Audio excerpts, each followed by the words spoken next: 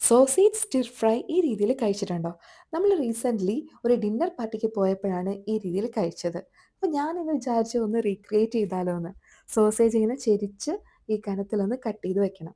അതിലേക്ക് salt, pepper, garlic powder ഇത്രയും ചേർത്ത് മാരിനേറ്റ് ചെയ്യാം. ശേഷം വെജിറ്റബിൾ ഓയിൽ ഒഴിച്ചിട്ട് അതൊന്ന് ഫ്രൈ ചെയ്തെടുക്കണം.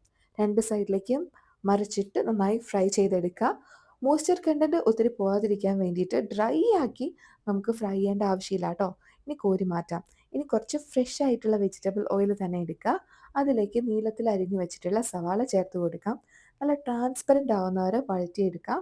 ശേഷം നല്ല ക്യാപ്സിക്കം ചെറുതായിട്ട് നീളത്തിലരിഞ്ഞത് ചേർത്ത് കൊടുത്ത് നന്നായിട്ട് വഴറ്റുക. കഴിക്കാൻ പാകത്തിനാവുന്ന സമയത്ത് നമുക്ക് കുറച്ച് സോസ് ഇതിലേക്ക് ചേർത്ത് കൊടുക്കണം കേട്ടോ. അതിന് മുന്നേ നമുക്ക് സോസേജ് ചേർത്ത് കൊടുത്ത് മിക്സ് ചെയ്യണം. ഹോട്ട് സോസ് കുറച്ച്, പിന്നെ സോയാ സോസ്, ടൊമാറ്റോ സോസ്. ഞാൻ ടൊമാറ്റോ സോസിന് പകരം കെച്ചപ്പാണ് കേട്ടോ ചേർത്തിട്ടുള്ളത്. അതായാലും മതി. നന്നായിട്ട് മിക്സ് ചെയ്ത് കൊടുക്കുക.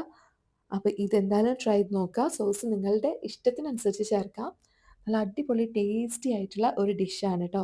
വെറുതെ തന്നെ കഴിക്കാനായിട്ട് സൂപ്പർ ടേസ്റ്റാണ്. അല്ലെങ്കിൽ ബ്രെഡിൻ്റെ കൂടെ കഴിക്കാനായിട്ട് നല്ലതാണ് കേട്ടോ. ട്രൈ നോക്കിയിട്ട് അഭിപ്രായം പറയൂ.